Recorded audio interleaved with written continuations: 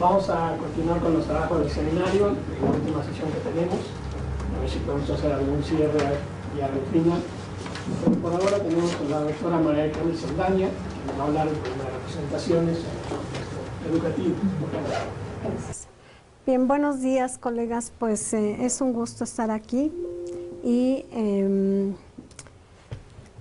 quiero presentarles, voy a tratar de presentar precisamente la importancia que puede tener este marco teórico metodológico para la investigación educativa. Y voy a tratar de ir en varios momentos. En la primera parte una cuestión muy introductoria, la segunda es como retomar la investigación de Moscovici, que un poco ver cómo lo hizo, en qué momento, en qué contexto, con qué instrumentos, para pasar con la noción de representaciones sociales, el desarrollo de la teoría con sus enfoques y dos ejemplos de investigación. Uno que yo realicé sobre representaciones sociales, sobre la educación artística que tienen profesores de educación primaria.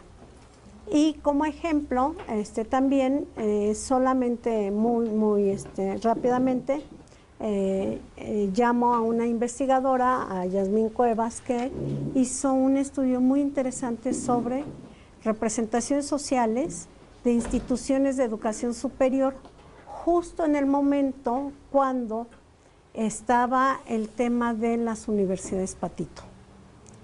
Y entonces, bueno, resulta realmente interesante.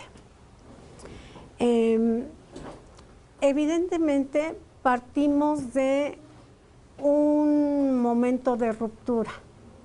La investigación en psicología tenía un protocolo, tenía un paradigma, y Moscovici se atreve a romperlo. Se atreve a romper la estructura de una investigación de corte experimental y además se atreve a estudiar algo que cayó bastante mal en el campo de los psicoanalistas. ¿Cómo te atreves a estudiar? No a estudiar el psicoanálisis, sino lo que esto representa para los otros. Y por eso pongo la cita, porque ¿quién se atreve, si ya hay unos cánones, quién se atreve a romperlos? ¿Quién se atreve a, si somos los sabios, por qué alguien se atreve a modificarlo?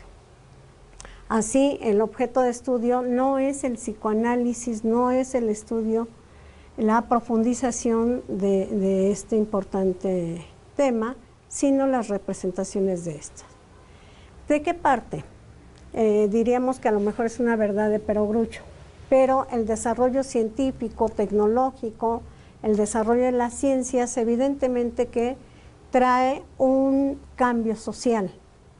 Y ese cambio social tiene que ver también con cómo ha penetrado el conocimiento científico en la sociedad.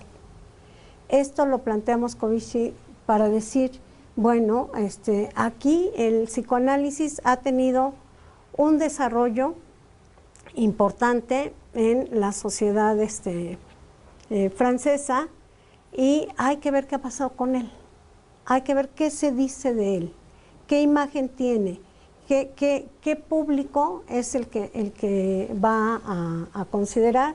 Ya veremos que es bastante amplio y el planteamiento es un cambio total. Ya no pongo el acento en lo individual, como se hacía en la psicología y en la psicología social, ¿no? Sino pongo el acento en lo colectivo, pongo el acento en los lazos intersubjetivos. Tengo que cambiar tengo que modificar mi forma de mirar el mundo. Y tengo que acabar con este planteamiento de, por un lado, los procesos y por otro lado, los contenidos del pensamiento social. Tengo que tratar de integrar y esto es lo que va a constituir las representaciones sociales. Otra gran modificación es dejar el laboratorio. Ya no es estudiar al individuo en el laboratorio, sino ir al sitio, ir al contexto, ir con los sujetos y en una apertura metodológica, porque también, bueno, cambiamos de lo experimental para buscar, como dice su autor, su tutor de la tesis doctoral, Moscovici, se atreve a trabajar entre lo psicológico y la sociología del conocimiento. Y bueno, ¿qué hace en este momento de los 50? Una larga investigación de 10 años, un momento importante en su formación. Recordemos que viene de Hungría, que en el trayecto de Hungría a Francia, bueno, entre la vida comunista que tuvo, entre la cárcel en la que estuvo por no seguir los cánones comunistas, fue, además de aprender el francés, escribir literatura, escribir poesía, etcétera, un hombre muy formado que llega a París y que trata de romper este paradigma. Dejo en este momento una primera noción de lo que dice Moscovici respecto a lo que son las representaciones. Este corpus organizado, ¿para qué le sirve? Para que el sujeto haga efectivamente inteligible esa realidad. Él pueda ponerle nombre, ¿no?, a estas imágenes y hacer imágenes de muchas cuestiones. Hablar, por ejemplo, se decía de la salud hace un rato, ¿no? La lepra. ¿Qué es la lepra? ¿No? ¿Qué idea tenemos de la lepra? Bueno, pues a partir de este uso de las comunicaciones, de los sistemas de comunicación, llega a la gente un conocimiento científico convertido en divulgación, pero que después el sujeto va a transformar y va a ser un conocimiento de sentido común para en él mostrar la imagen que tiene de esta enfermedad. La investigación interesante con población parisina y de otras 2 ciudades. Un total, claro, ¿qué decía en ese momento sobre la metodología? En este momento no tenemos más que recurrir a lo que existe. ¿Y qué existe en este momento? Existe la encuesta, existe la entrevista, existe la observación y desde ahí posiciona su trabajo para estudiar a grupos sociales. ¿Quiénes son? Las clases medias, las clases liberales, entre las clases medias, amas de casa, ¿no? En las clases liberales, los profesionistas, en la población obrera, distintos obreros calificados, no calificados, población estudiantil de la universidad parisina y de alumnos de escuelas técnicas. Cada uno de estos grupos es interesante después ver cómo hace un tratamiento de ellos por edades, por posición ideológica, por género, por estrato socioeconómico, etcétera. A estos sujetos les pregunta una serie de cuestiones sobre el psicoanálisis. ¿Qué es lo que hace? Aplica un cuestionario mixto que le llama su cuaderno de campo. Un cuestionario mixto diferenciado, 14 preguntas que son comunes a todos y después una serie de preguntas que van diferenciando por grupo de sujetos. Posteriormente, una entrevista a sujetos clave de las 3 ciudades Es un estudio bastante largo, 10 años. Para la investigación realmente es un tiempo largo. No lo hizo solo, tuvo un equipo de apoyo a la investigación, y en esta entrevista va confirmando, va generando categorías, en fin. ¿Cómo codifica? Hay una serie de técnicas que hoy se utilizan, la Escuela de Marsella, este grupo que siguió la línea de Abric, tiene un montón de técnicas estadísticas para codificar. Aquí lo que hace Moscovici es codificar buscando las expresiones de los sujetos. Tengo que ir identificando qué expresiones sobre el psicoanálisis va teniendo el sujeto. Codifica temas y después categorías, y a partir de un vocabulario. Una serie de factores, a ver, qué nivel de instrucción tienen, qué pertenencia religiosa o política, el nivel socioeconómico, el nivel de información y la actitud son posibilidades para ir ubicando estas respuestas del cuestionario y de la entrevista. Lo digo muy rápido, pero evidentemente que esto fue un proceso bastante largo. Participaron muchas gentes en ello. ¿Qué está buscando? Está buscando qué conocimientos, qué tipo de conocimientos tienen los sujetos sobre el psicoanálisis. Así, establece preguntas y 2 tipos de respuestas para poder después armar todos los rangos de opinión. Vean ustedes la forma en que pregunta. ¿Cuál es la duración de un tratamiento psicoanalítico? Tengo A y tengo B, y después con este A y B voy a ver en dónde ubico a cada uno de los sujetos, en qué grupos, etc. ¿Usted considera el psicoanálisis como una teoría o como una ciencia en proceso, o bien sin respuesta? El tiempo. Son algunas preguntas, pero el cuestionario realmente es amplio.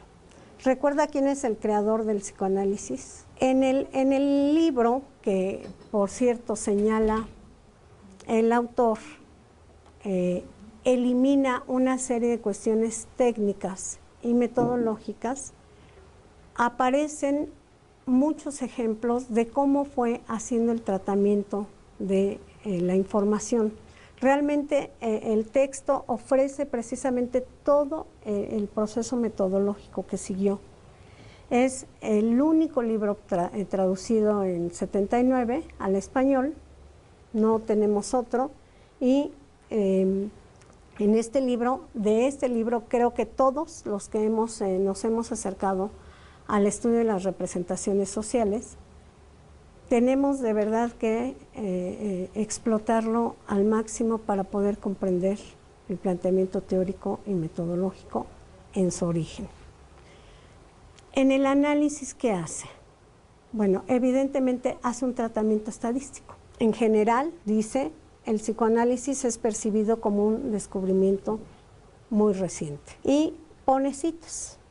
Algunas, por ejemplo, alguien de profesión liberal dice que es el estudio del subconsciente, de las inclinaciones generalmente reprimidas. Otro, un obrero, dice hay 2 cosas, el consciente y el inconsciente. Una población de clase media señala que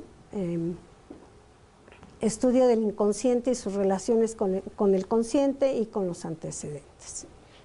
Después, en otros momentos, en otros aspectos del texto, encuentra una imagen para estudiar qué es el psicoanalista, un hechicero o un psiquiatra. Y hay una serie de derivaciones, ¿no? Sabio, especialista, etcétera.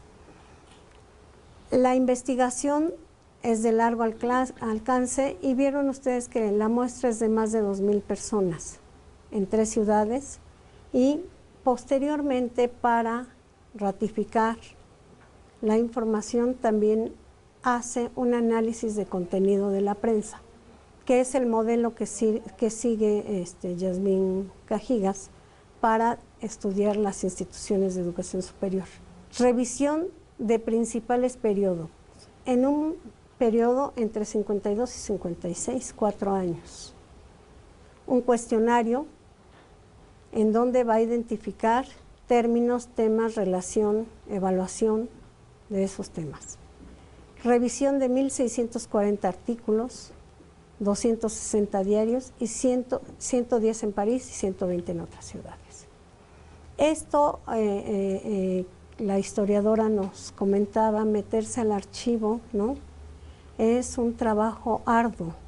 Nada más pensar en 4 años de revisión de periódicos y revistas es un trabajo enorme. ¿Quién escribía sobre el psicoanálisis? Los psicoanalistas, líderes de opinión, periodistas. ¿Quién escribía? ¿Qué escribían? Escribían los 3 momentos que en el desarrollo del psicoanálisis se encontraban hasta el momento. ¿Y cómo analiza este tipo de materiales? A ver, si de pronto decimos, bueno, un periódico, sí, pero a un periódico, ¿qué le pregunto? ¿No? Entonces, tengo que armar un instrumento que me permita explotar al máximo este diario. Estos datos es para dar cuenta del amplio espectro de la investigación.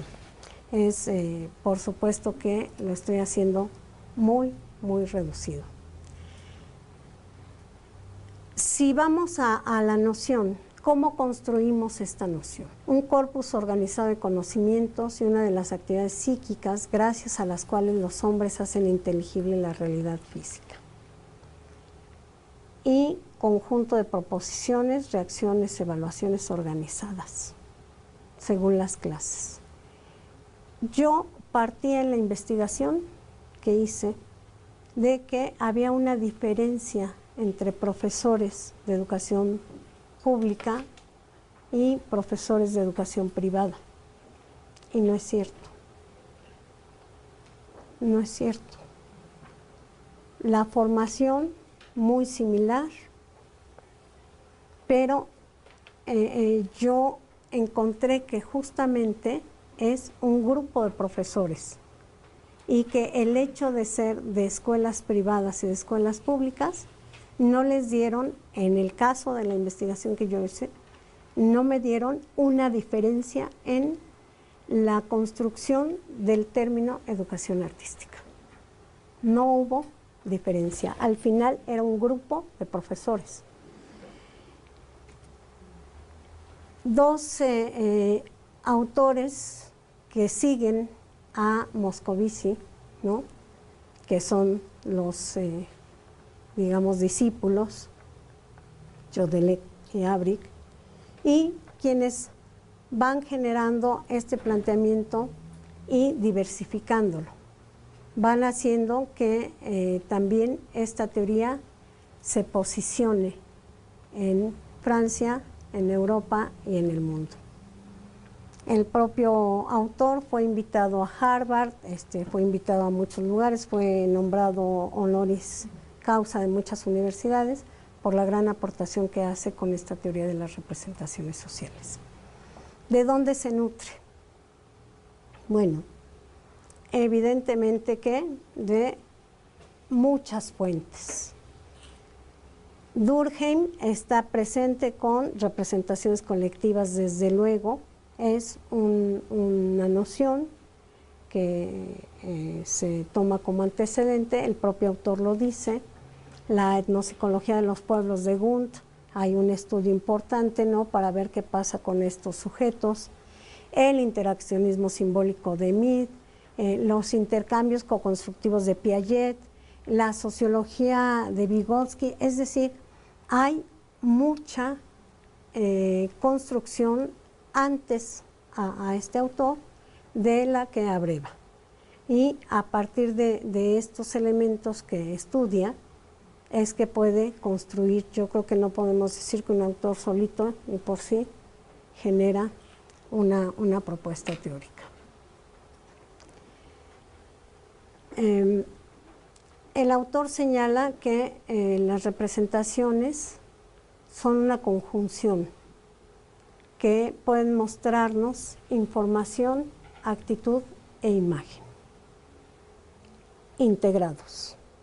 Y que si bien podemos estudiar la información como lo hace él, es decir, qué información tienen los jóvenes estudiantes de la Universidad Parisina, qué información tienen las amas de casa, qué información tienen los militares, qué información tienen los profesionistas liberales. Cuando se hace el análisis es indispensable que veamos justamente cómo integrar y mostrar esa imagen o el campo de la representación. La información evidentemente tiene que ver con la información que se tiene del objeto. Y como señala Jodelet, como señala Abric, como señala el propio Moscovici, una representación es de algo, de alguien sobre algo.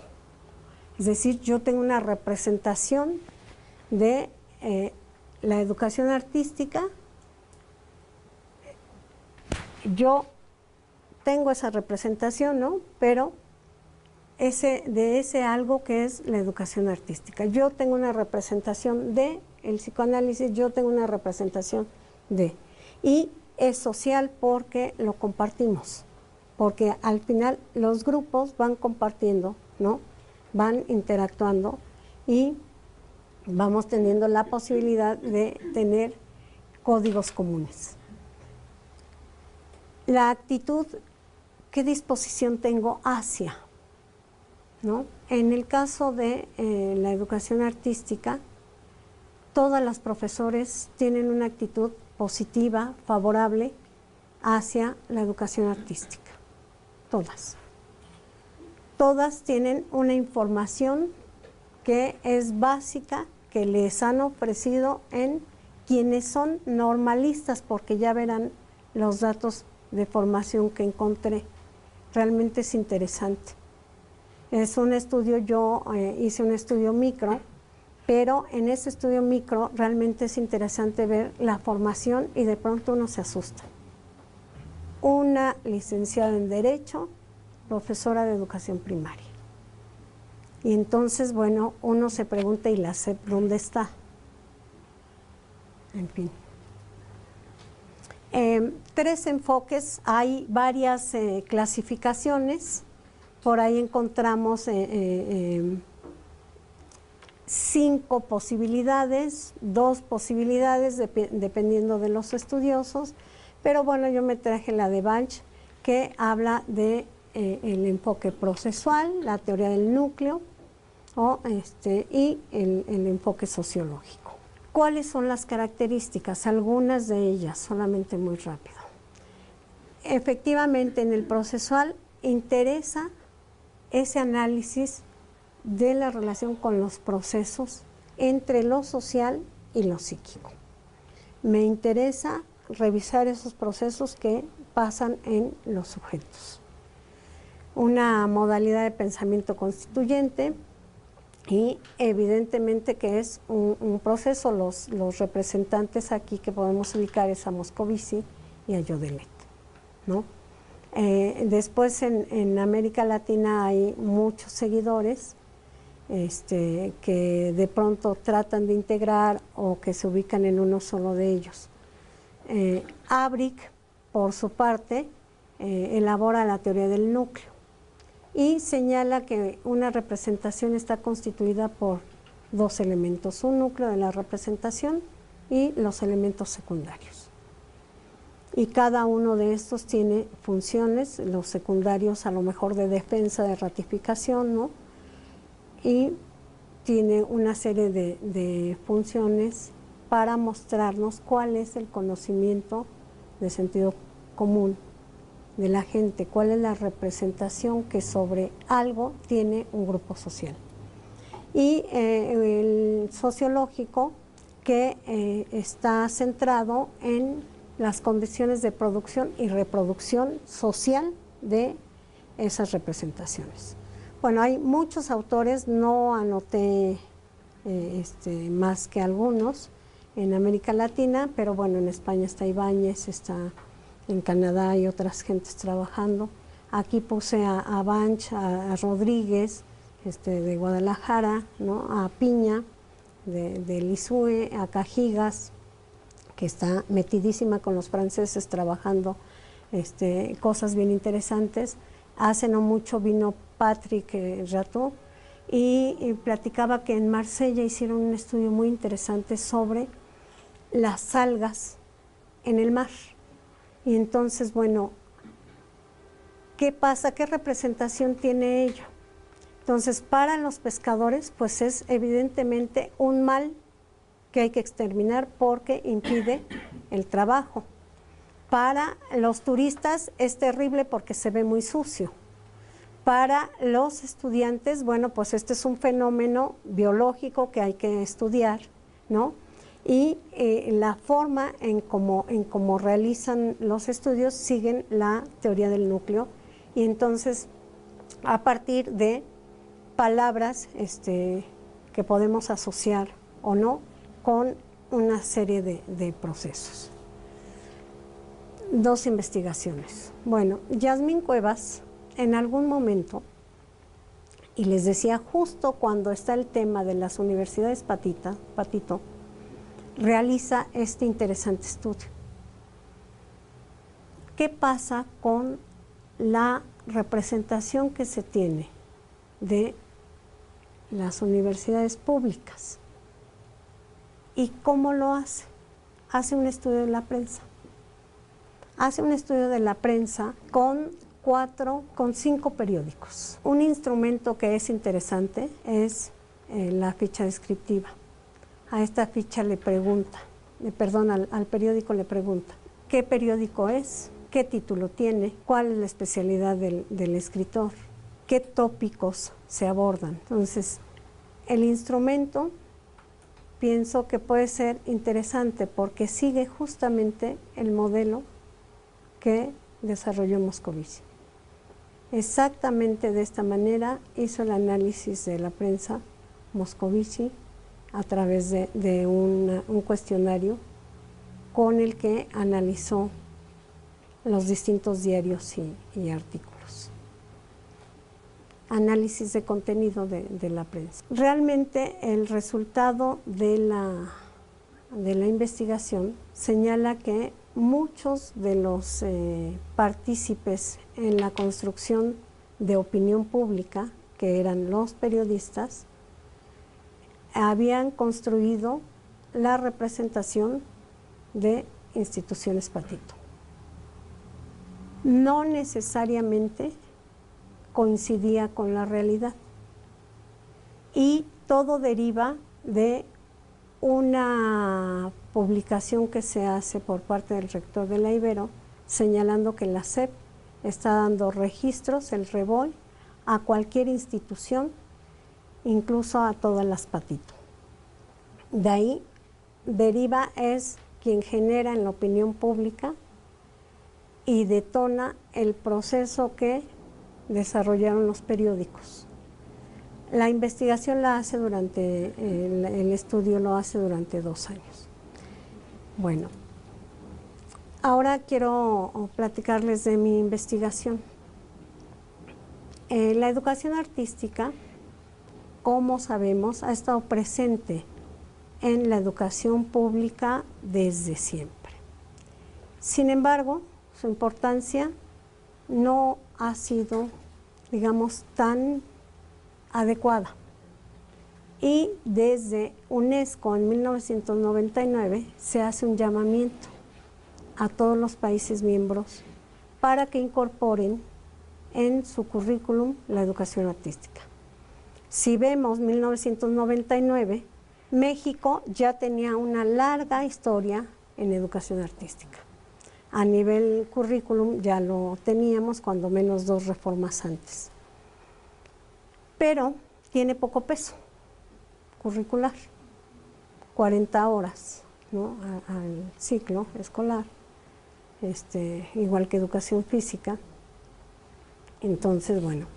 Y por otro lado, pues la formación de los profesores es realmente mínima, porque, claro, es una formación inicial, es una formación para atender todas las asignaturas que la verdad a mí me merecen un gran respeto los profesores, porque justamente logran ese mágico proceso del que hablaba hace un rato la colega, de enseñar a leer y escribir.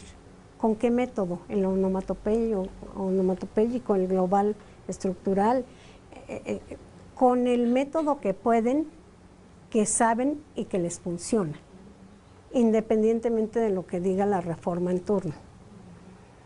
¿Cómo evalúan? Pues cómo pueden hacerlo.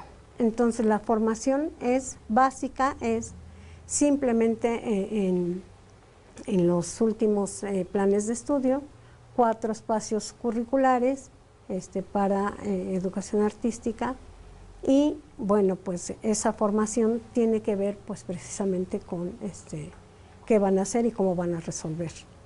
Si tengo apenas elementos y después reviso el plan de estudios en donde me hablan de performance, en donde me están los lenguajes artísticos, está la música, está la danza, la expresión corporal, está el teatro, están las artes visuales. Y yo apenas tuve un taller de danza folclórica y en el espacio curricular llevé algo muy básico de artes visuales. Bueno, pues evidentemente que yo ni voy a poder leer música, no tengo elementos de notación, no tengo elementos de una técnica dancística, una Graham, una técnica de clásico, y si bien no me dicen que voy a hacer danza clásica y me dan una técnica, sí me piden que trabaje una serie de nociones que yo desconozco. Entonces, el tránsito del conocimiento científico del que habla Moscovici, ¿no?, a un plan de estudios en estos lenguajes artísticos, realmente todavía ahí se queda en un nivel alto para la formación que se tiene, y en el mejor de los casos yo diría que tienen los profesores, porque los otros egresados, como son egresados de Sociología de la Educación, egresados de Pedagogía, egresados de la licenciatura en Educación Especial, o la abogada, pues mucho menos. Y con todo ello tienen que trabajar el programa. Así pues, la pregunta de investigación que me planteo es: ¿cuáles son las representaciones sociales de un grupo de profesores de educación primaria de escuelas públicas y privadas, y cuál es la función que tienen? Y les decía, trabajé pensando en que iba a ser distinto, que los de privada iban a tener una serie de nociones y los de pública otros. ¿Cómo lo hice? Bueno, trabajé con palabras inductoras de Abric, hice una lista de palabras inductoras que ahora les muestro, hice un cuestionario para reconocimiento de esa información, asociación libre. Hice, cuando me di cuenta de que yo tenía la información equivocada, pensando en que la SEP norma respecto a quién puede ser profesor de educación primaria y quién no puede ser, porque bueno, sabemos que hay permisos si tomas un curso, bueno, que ya no hay, que tomabas un curso y si eras de pedagogía, ¿no?, o de ciencias de la educación, pero después esto desaparece. Yo tenía la información errónea y pensé que o bien eran egresados de una licenciatura afín y tenían el curso, o tenían una formación ex profeso. Cuando hago el pilotaje en una escuela privada del centro de la ciudad, me entero de que de ahí ninguna era egresada de normal. Nadie. nadie tenía la licenciatura ni en educación preescolar, ni en educación primaria, ni en educación especial, entonces, ¿qué había? Pedagogas, sociólogas de la educación de esta, era privada, no, pero y la acepte norma, por eso yo decía, te piden, ¿no? Y bueno, a partir de ahí también tuve que cambiar mis instrumentos. Hice un ajuste y trabajé las siguientes palabras. Todas las palabras se encuentran en el libro de texto y en el programa. Bastante difícil identificar como por cuáles, ¿no? Yo les pedí a las profesoras, porque finalmente fueron realmente puras mujeres. Hubo 2 hombres, pero que en el momento de estar resolviendo el cuestionario, trajeron para sí un diccionario y trajeron el libro de texto para ver si podían encontrar ahí la respuesta. ¿Fue algún grado en especial? No, de todos los grados, de primero a sexto, sí. Como bien señala en su momento Moscovici, fue una muestra por cuota, y esa cuota me la estableció la realidad, el principio de realidad. Yo estaba pensando en hacer comparación entre varias delegaciones. Tenía Iztapalapa, tenía Álvaro Obregón, tenía Coajimalpa y tenía una del norte que era Gustavo. En el momento de la investigación era muy difícil porque estaba justo la situación de la reforma, y entonces el acceso a las primarias fue muy difícil. En Iztapalapa prácticamente tenía el permiso, y al final los profesores no quisieron, tenían mucho temor. En Gustavo Amadero finalmente el inspector me dijo que tenían prohibido, que solamente que llevar una carta del secretario, entonces me podrían permitir entrar. Sí. Y finalmente la muestra por cuota pues fue donde me dejaron, en donde me permitieron. No tuve posibilidad de nada más. Entonces, bueno, con estas palabras yo pedí 2 cuestiones: que asociaran 4 palabras a esta palabra que yo les ponía: artes visuales, estética, y entonces fueron interesantes las respuestas. Desarrollo emocional, y todas venían en el libro del profesor, en el programa. ¿Qué hice? Para sistematizar, utilicé la técnica de redes semánticas. De esta manera pude ir acotando y generando lo que me pedía la metodología de ABRIC, el núcleo de la representación, el núcleo en este caso, el núcleo de la red. Todas las palabras por término inductor, 1623. Lo que hice fue meterlas a la hoja de cálculo, ¿no? Evidentemente la depuración obligada, todas las que repetidas, las que se homogeneiza, plural, singular, etcétera, y la riqueza semántica en realidad de 25 profesoras es de 430 palabras diferentes sobre educación artística que asocian. Ahí hice un ejercicio que después ya no incorporé a la tesis, pero un ejercicio que plantea el autor Moscovici en su obra. Las palabras pertenecientes al campo, las palabras que son diferentes y las palabras que pueden asociarse, ¿no? Que fue interesante. Eso después por alguna recomendación ya no lo metí, pero es una información que es muy rica, porque de las palabras realmente del campo, ¿cuáles son, no?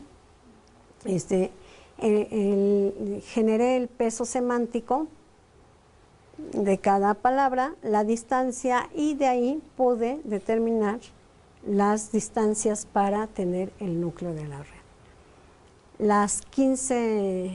Los primeros 15 valores me dieron el núcleo de la red. Por otro lado, las entrevistas.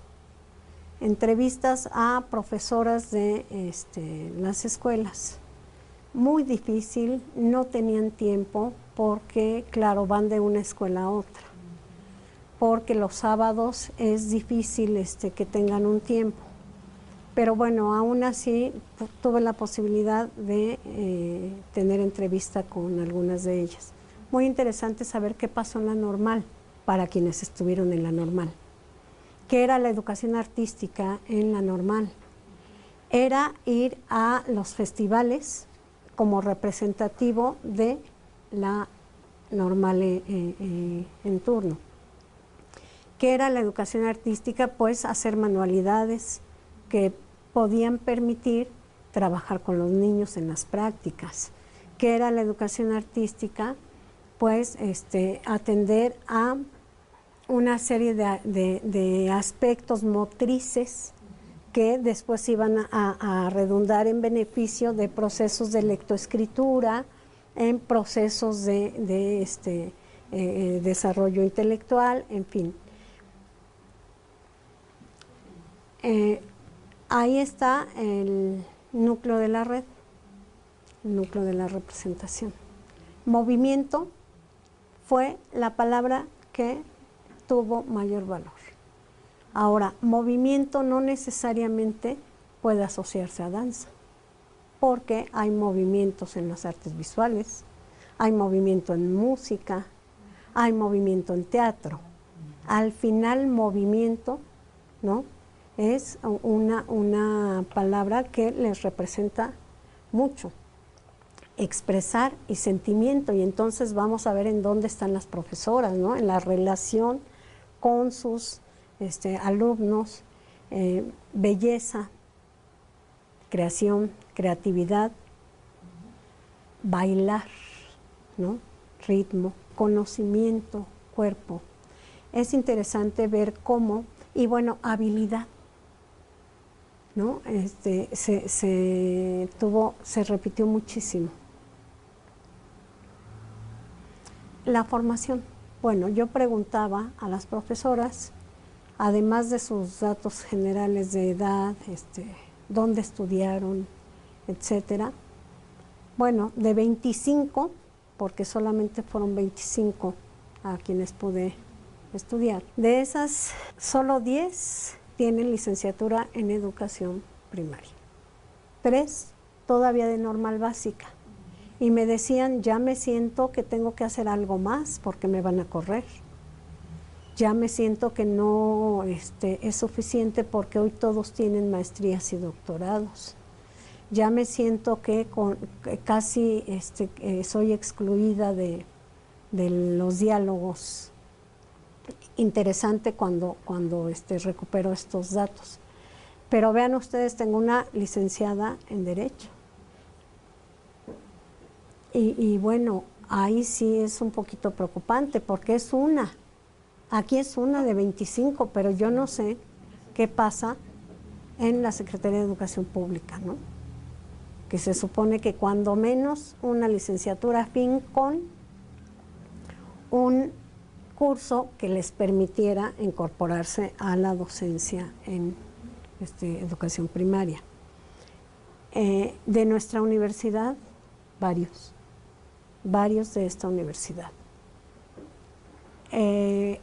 Pude acudir a una escuela privada que está aquí cerca y la escuela tiene muy buena imagen, muy buena representación de nuestras egresadas y siempre está buscando porque además tiene movilidad, seguramente el pago no debe ser tan bueno, pero buscan y tenemos entonces una de sociología de la educación en una escuela privada, de psicología, de pedagogía, de educación especial en el área intelectual. Este punto también me pareció interesante, que la egresada buscara incorporarse a educación primaria, que las dos egresadas, porque es una de privada y una de pública. Y bueno, lo que decían es que en virtud de la desaparición de la educación especial y de que para la sobredotación, que era un poco lo que les interesaba, no había mucho, bueno, pues entonces la opción, como lo permite la SEP, es incorporarse a una escuela. En las representaciones, la educación artística es un recurso didáctico, es decir, no es una dimensión de desarrollo del ser humano que permite otra cosmovisión, que construye otro tipo de sociedad, sino lo veo como un recurso didáctico. Y ¿Tú lo ves o esto lo dijeron ellas? Lo dijeron ellas. Y entonces ellas dicen, es que si yo pongo música, entonces los niños se animan. Claro, cuando yo los mando a un museo, entonces pues tengo que obligarlos porque pues no les gusta, los museos son aburridos, pero es un recurso didáctico. La música, la danza, las artes visuales, el teatro. Yo lo puedo utilizar como un recurso didáctico para los contenidos. Es decir, la educación artística no es un contenido, es un medio. Y esto es interesante. ¿Qué me decían en la entrevista acerca de cómo desarrolla usted? Bueno, en primer lugar me decían, estoy en un momento en el que la prueba enlace es lo primordial. Así es que si antes tenía que dejar educación artística por matemáticas, hoy tengo que dejar educación artística y todo lo que se pueda para preparar para la prueba enlace. Pero puedo usar la educación artística como un recurso didáctico, incluso para preparar a los niños para el examen.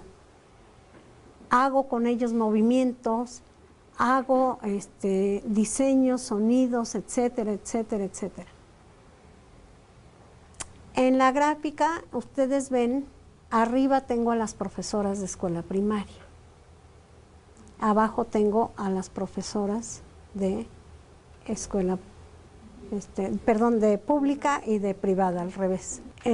Las profesoras de la escuela privada, otra representación, también es un medio para el desarrollo. Sí, también, pero sobre todo es un recurso didáctico. ¿Por qué es un medio para el desarrollo? Porque aprenden a escuchar, porque aprenden a moverse, porque logran destrezas, porque con ello podemos hacer comparación, podemos lograr procesos de creatividad, de imaginación, etcétera, etcétera. En el caso de las profesoras de escuela privada es más fuerte la representación como medio para el desarrollo. ¿Y por qué? Porque tienen muchos plus en la escuela, en las escuelas privadas. Los plus son el curso de danza, el curso de taekwondo, el curso de inglés, el curso de, ninguna era bilingüe, tenían inglés pero ninguna era bilingüe, el curso de, un curso siempre hay algo especial. Y en el caso de la educación artística, entonces encuentran que puede ser un medio para el desarrollo, puede ser. No es que sea una realidad. Y desde luego que también es un recurso didáctico. Entonces, volvemos al tema de este llamamiento que hace él, en su momento, el director de UNESCO. Se incorpora al currículum la educación artística y en México ya estaba. Entonces, ¿cuál es la función de las representaciones sociales? Si nosotros lo que estamos observando es que las maestras lo ven como un recurso didáctico, creo que vale mucho la pena trabajar con ellas, como incluso lo plantea el propio plan de estudios, que los artistas vayan a las escuelas, que se haga un trabajo integrado, que con estas actividades integradoras que ponen en el área de educación artística, en donde tratan de integrar los lenguajes artísticos, pues que el maestro y el artista generen proyectos. Pero decía, volvemos al mismo punto de partida. Es importante y las maestras creen que es muy importante. Sí, pero no tienen condiciones. Sí, pero tampoco tienen cómo resolver el tema. No tienen un manejo de cada uno de los lenguajes, que en sí mismo es de alta complejidad, todos lo sabemos. ¿Cómo me meto a trabajar teatro?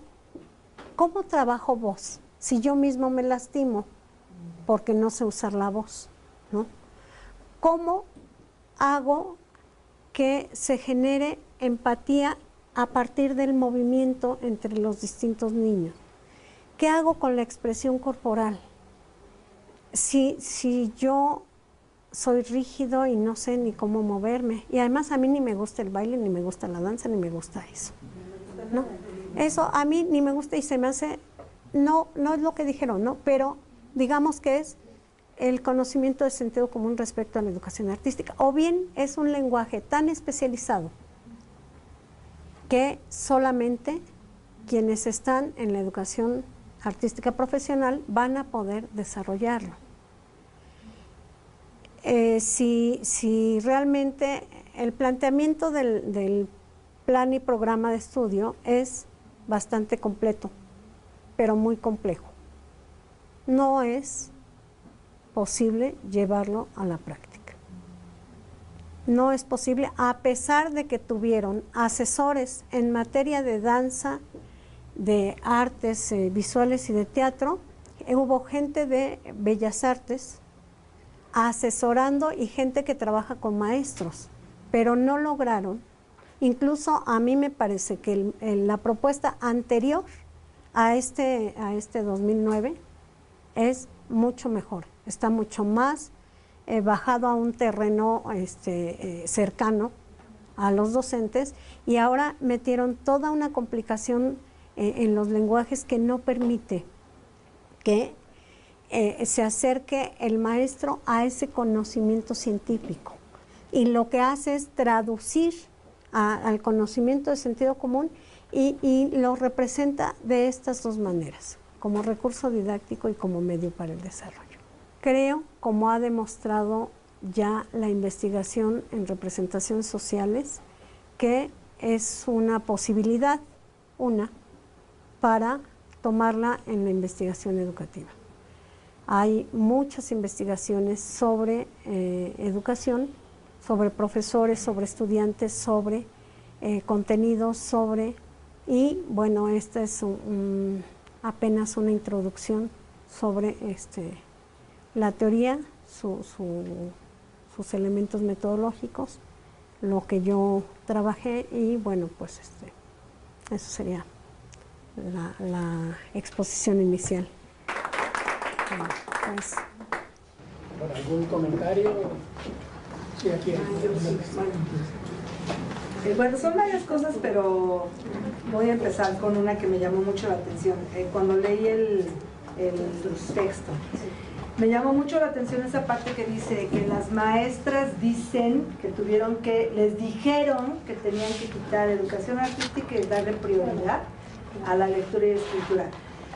Yo sí preguntaría quién les dijo, porque exacto, entonces ahí ya viene toda una serie de cosas que tiene que ver con cómo es el director o la directora de cada escuela, porque las escuelas oficiales son un mundo cada una, y si la directora o director es lindo y hermoso, pues toda la escuela trabaja bien. Si el director no lo es, no entran, cuando sí pueden entrar. No se le pide un permiso al secretario, se le pide un permiso efectivamente a la Secretaría, a la Administración Federal, pero no porque sean ustedes lo peor del mundo, sino por seguridad de los niños. Yo puedo ir como cualquier hijo de vecino y decir, quiero entrar a esta escuela, le van a decir, ¿y por qué? Entonces no puedes entrar, tienes que traer un permiso, ese permiso te van a investigar qué es lo que quieres hacer y si sí procede, adelante, puedes entrar. Hay escuelas que se brincan ese pequeño detallito. Si conoces al investigador, yo la escuela donde trabajo, hay investigadores de aquí, del colegio, del CIMBESTA. ¿Por qué? Porque la directora tiene apertura y dice, si van a venir a enseñarnos y darnos sus resultados, porque luego van los investigadores, hacen un montón de cosas y nunca regresan a decirnos, miren, encontramos esto. Entonces uno se queda pensando, bueno, ¿y qué pasó con la investigación de la que nosotros éramos el objeto, ¿no? La parte importante. Sí pueden entrar, se necesita conocer a alguna persona, yo invito que si quieren, para que vean la comparación de una escuela oficial a otra escuela oficial donde se da la apertura. La educación artística es lo más importante que debe trascender sobre de la lectura, la escritura y todo, porque de ahí los niños pueden escribir, pueden leer, pueden trabajar, pueden hacer matemáticas con la música, pueden hacer todo. Entonces sí me preocupa mucho que alguien... Pero ahí está como recurso, es lo que ella estás afirmando lo que ella... Sí, pero hay personas, maestras que les dicen que no lo hagan para que hagan lectura y escritura, que es lo más importante. Cuando no, si el niño aprende sin motricidad fina y gruesa, bailando y haciendo una obra de teatro, lectura y escritura, pues redacten un guión de teatro y vamos a ver si no aprenden a leer y escribir. A mí lo que me preocupa es que digan que alguien les dice, no, hagan a un lado educación artística y denle prioridad a lo que es lectoescritura, porque no es verdad que alguien nos diga, o la prueba enlace, que la prueba enlace nada más es lectura de comprensión. Y eso entienden los problemas y los puedes realizar y ya no es nada del otro mundo. Entonces sí me preocupa mucho esta parte, sí me quedé así impactada con lo que leí. ¿Por qué? Porque a mí nunca me dijeron, haz a un lado educación artística para que des prioridad a todo lo demás. Sin embargo, sí tengo que reconocer que para dar una clase de educación artística, sí tengo que saber de artes plásticas, sí tengo que saber de música, sí tengo que saber de danza, sí tengo que saber de muchas cosas que están implícitas en esto. Y si nada más llega el viernes en la tarde y hagan un dibujito y ya trabajé educación artística, pues entonces no estoy preparada yo. Y entonces ahí sí tendría que ver yo, para mí, no para los demás, sino yo qué estoy haciendo, porque no estoy trabajando con que debe ser educación artística. Respecto al permiso nada más, yo hice oficios formales firmados por la coordinación del posgrado para las direcciones, la 1, la 2, aquellas direcciones. Después hice para las inspecciones, porque me pidieron que así lo hiciera. Pero de verdad estaba la situación tan candente que no creo que haya sido por la investigación, sino por el momento político en el que estaban. Incluso, mira, estuve en Coajimalpa y la inspectora era mamá de una alumna, ¿verdad? ¿No? La mamá de una alumna. Me dice, mire, no hay ningún problema, siempre dejamos entrar, pero ahorita, como ve, la directora está un poquito reticente porque no sabemos qué va a pasar con nosotros. Incluso a ella, primero la quitaron de inspectora, la mandaron a no sé dónde, después la volvieron a regresar y el asunto realmente estaba muy complicado, pero efectivamente el procedimiento lo conozco. El comentario que me hicieron fue en una inspección de solo que me traiga el oficio de autorización del secretario. Pues no, claro que no. Pero yo llevé digamos que el orden establecido. Sí. Y bueno, sí, varias profesoras en la entrevista comentaron esto. en virtud de la importancia de los resultados de la prueba enlace, que tiene que ver también cómo me posiciono como escuela, es que los directores nos dicen hay que hacer a un lado. Hay que dedicarse a preparar a los niños. Y bueno, así. En estas, no en todas, claro. Bueno, son varias cosas. Creo que es un tema con varias aristas, multicausal, diría yo. Ahorita comentábamos en corto con Pilar. Tiene que ver la formación de quienes fueron entrevistados. Estamos así platicando de nuestra generación. Tuvimos otra formación como normalistas, y sé que nuestros estudiantes de la UPN tienen, por supuesto, otra formación que no incluye la educación artística. Entonces desde ahí, y si son más jóvenes que nosotros, no la incluye, y si es de nuestro calado, pues a lo mejor sí, ¿no? Entonces esa es una variable que tal vez habría que precisar, la época en la que se formó la gente que respondió. Y bueno, igual diría de otras instituciones, ¿no? Porque no es lo mismo un pedagogo de la UNAM que un pedagogo de la UPN, por un lado. Me parece que la formación es una variable importante que estaba presente en las representaciones de los maestros. Y el otro asunto tiene que ver con las políticas educativas, que tiene que ver con las políticas económicas.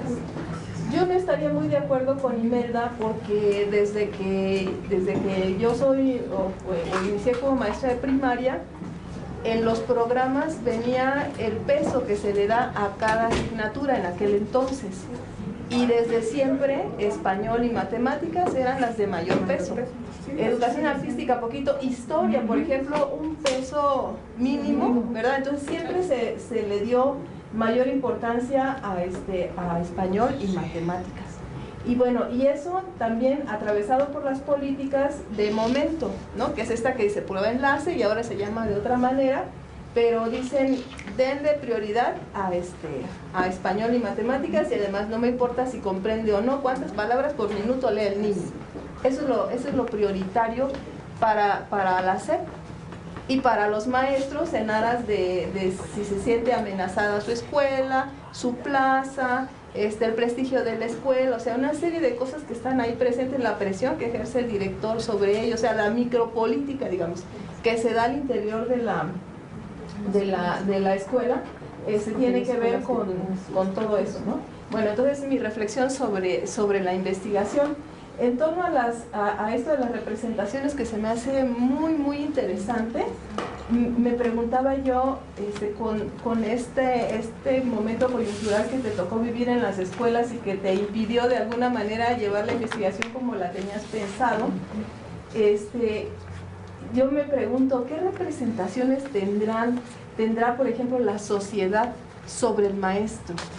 En esta época donde hubo un descrédito del maestro. Ahora escucho ayer en las noticias, ahora resulta que el Nuño se habla en Guanajuato, y entonces ensalza al maestro y dice que la gente valiosa que hay ahora está ahí porque hubo un maestro ahí detrás, etcétera, etcétera. Y dije, ah, caray, ya se va a cambiar el discurso, ya se van a cambiar las representaciones. Entonces hubo toda una campaña de descrédito al maestro, y ahora no sé si lo van a reivindicar, y eso tiene que ver con las representaciones que la gente se va formando, en este caso de la figura del maestro. A mí me parecería como no es tu trabajo, ¿verdad?, pero como una investigación muy interesante a nivel social, cómo la gente tiene esas representaciones de lo que es el maestro, y cómo esas representaciones influyen en digamos que en la educación en general y en el trabajo del maestro,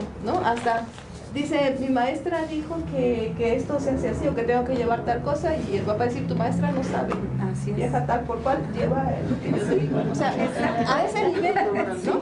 A ese nivel, ¿qué tanto tiene que ver la representación que los medios de comunicación y la misma SEP ha hecho o ha formado en la opinión pública sobre el maestro para el trabajo y el beneficio de la misma educación, ¿no? Se me ocurre como un tema muy interesante, pero con muchas variables, ¿no? Que estaba tan medio difícil.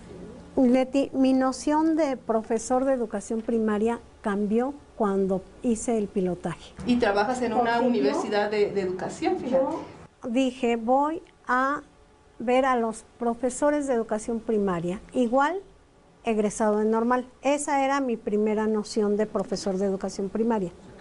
Profesor de primaria igual a egresado o de normal básica o de la licenciatura en educación primaria.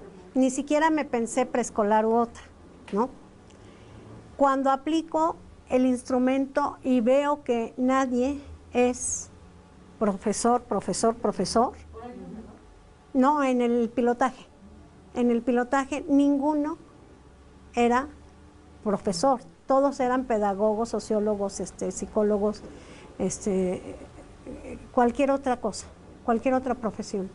Entonces cambié la noción, es por la función que realizan. Aquel que esté frente al grupo ejerciendo la función de profesor, porque no voy a poder diferenciar, ¿no? Entonces decidí cambiar la noción. En el primer momento era aquellos formados por la normal. Y después la realidad me obligó a cambiar mi noción.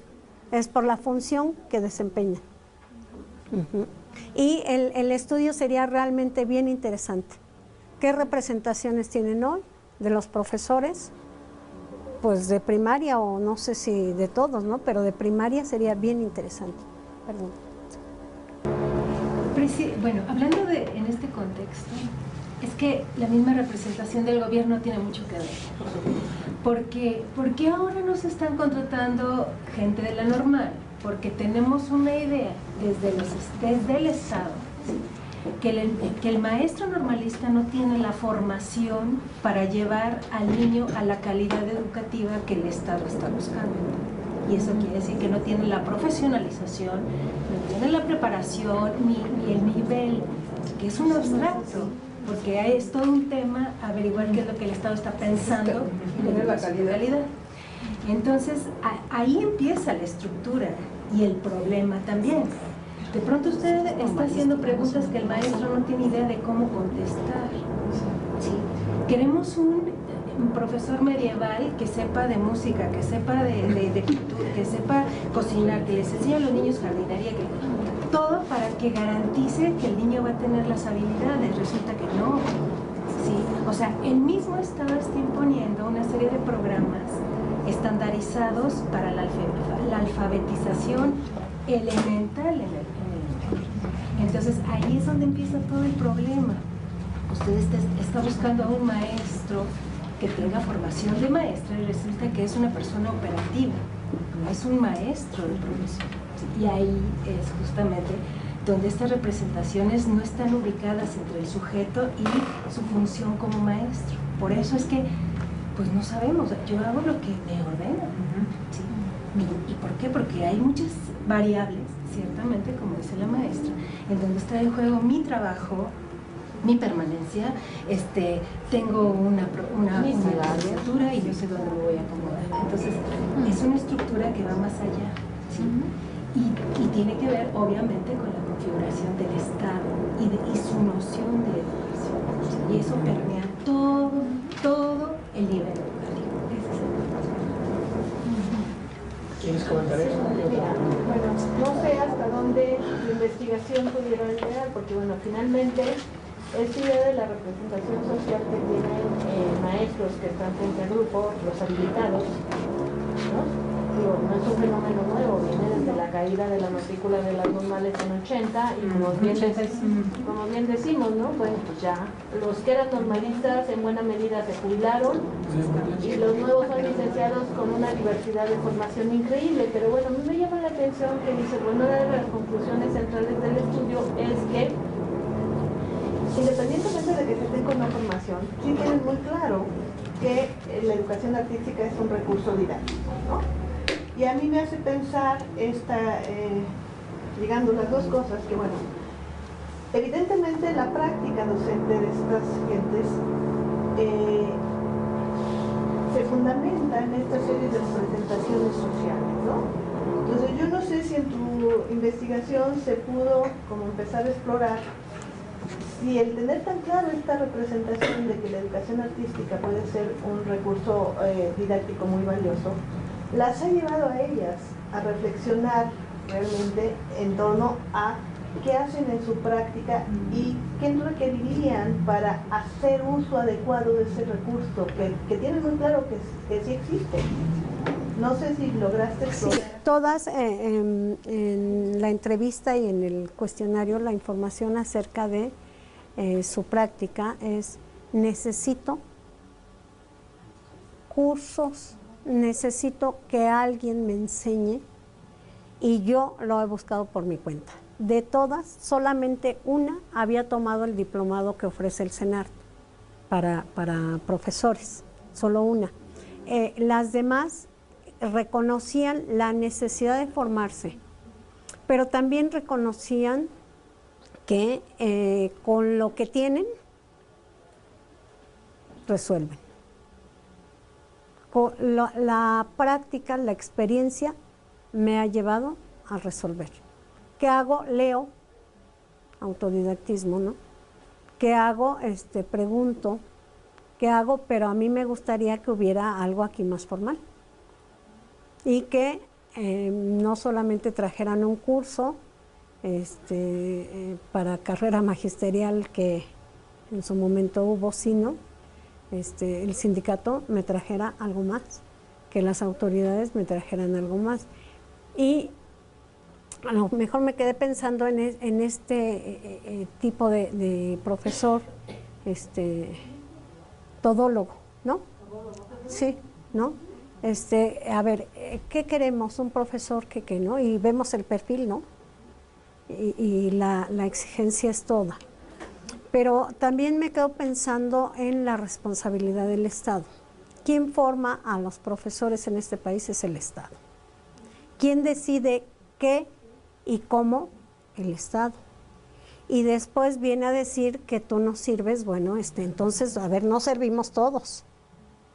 Porque desde acá está la responsabilidad de formación, y si yo estoy descalificando, es un poco de pronto como decir, escuchar expresiones de algunos estudiantes que dicen: es que el maestro dice que los supenianos ni servimos. A ver, espérame, pues ¿qué está haciendo ese maestro aquí?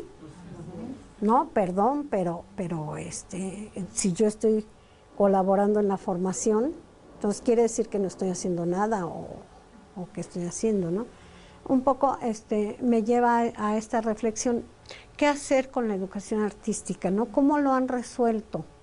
Hay muchas modalidades, ¿no? En donde se da la materia como en la secundaria, pero no como en la secundaria mexicana, ¿no? O sea, la educación artística por un experto en los lenguajes artísticos, o los distintos talleres que tienen en otros países, en donde el niño puede ir a hacer una iniciación en la educación artística, el recorrido por las artes visuales, las artes plásticas, la música, la danza, ¿no? Y tener como todo esta posibilidad de exploración de esos lenguajes y consigo mismo, ¿no? El maestro en este momento tiene toda la responsabilidad, y le pedimos eso, ¿no? Que sepa tejer chambritas, que haga gelatinas artísticas, que haga, que saque científicos, y la estructura nos está dando otras posibilidades. De hecho, sí hay una licenciatura en educación artística, y es como la especialidad. Yo estudié la normal y me pude haber ido a la licenciatura de educación artística y entrar a la escuela para yo hacer justamente esa asignatura que el otro maestro no puede. Pero no hay maestros tampoco de educación artística, no hay licenciados, o sea, no hay maestros que hayan estudiado, son muy poquitos, y no tienen tampoco el lugar en la escuela. Esa es otra cosa.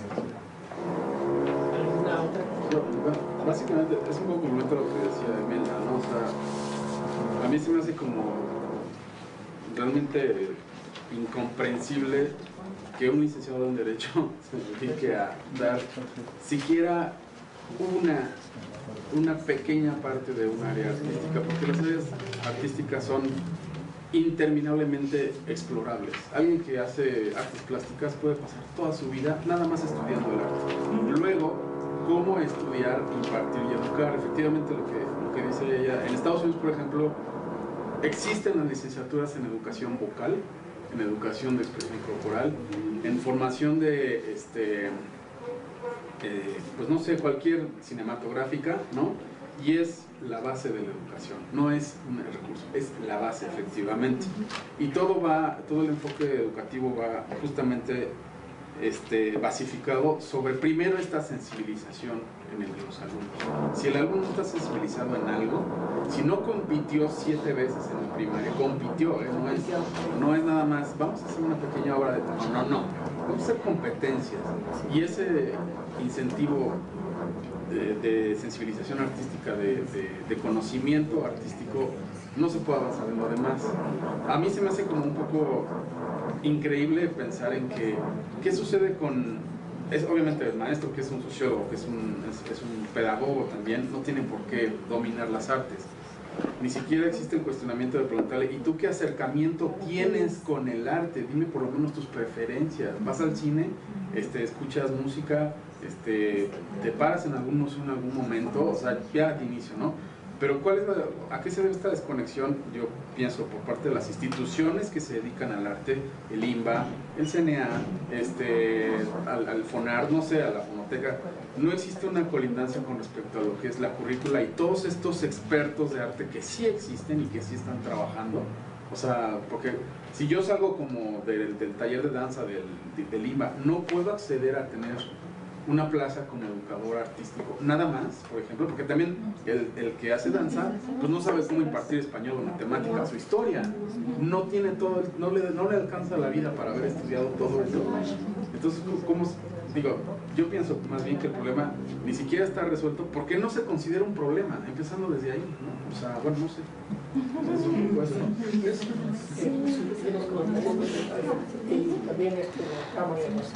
Es que justo tu comentario sobre el Estado nos forma, y hay una gran responsabilidad, y ahorita lo que acabas de comentar me hizo más. O sea, pensaba desde lo histórico. ¿Qué pasó? Porque la educación artística dependía de los artistas, de los intelectuales, que estaban metiditos en la sede. Escuelas de pintura al aire libre, música.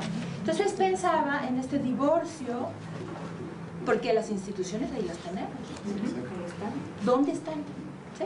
¿Dónde está? ¿Será que el problema es ese grupo de intelectuales orgánicos, no orgánicos? Es otra discusión. Pero expertos en artes que no están en la SEP. O sea, si nos pusiéramos a hacer un estudio de quiénes están en la SEP y quién debe haber un departamento, en fin, esta relación se ha desdibujado porque existía fuerte, un peso fuerte de la educación artística en la historia de la educación. Entonces,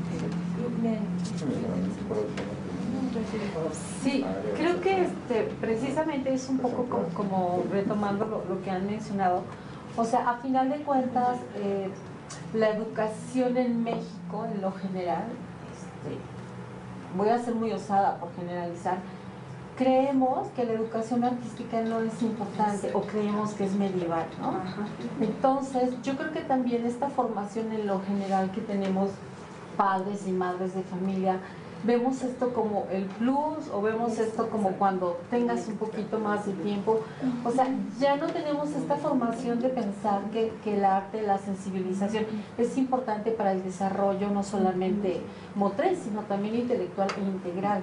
Entonces, esto se ha desdibujado porque, como decía Leticia, o sea, nosotras en la normal tuvimos 2 años de danza, 2 años de teatro, 2 años de educación artística, 2 años de música, que si no éramos expertos sí teníamos un acercamiento.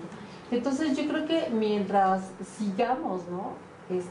Los educadores, y me incluyo yo como pedagoga y como maestra de aquí, dejando de lado esto, pues esto no va a cambiar. Y lo podemos ver aquí, que tenemos talleres, y el taller de danza tiene 10, ¿no? Y el de música tiene 12, y el de, quién sabe, o sea, los estudiantes no los estamos formando para que aprecien y quieran estar dentro de esto. Entonces no va a pasar lo que en Estados Unidos. Y hay recursos y hay recursos, ¿no? Pero vamos a asomarnos al Seguro Social que da danza folclórica y el maestro está esperando que lleguen los niños, ¿no? Y el papá y la mamá están ahí como que prefiriendo que el niño vaya al fútbol. O sea, también yo creo que tiene que ver con toda esta parte de no sé, ¿no? Nuestra formación, el nacionalismo, como le quieran llamar, pero que en general en México esta tradición del arte se ha ido perdiendo. ¿Alguien más? Perdón, incluso en cuanto a la evaluación, ¿no?, de la educación artística, las boletas de calificaciones de los niños, pues pareciera que, pues, bueno, en esa, como si hubiera un vacío, pero 10 corridos, ¿no? Como que pegaran las tiras ahí del viernes, porque pues ahí eso, no sé, qué no hizo pasa. el dibujito del viernes 9.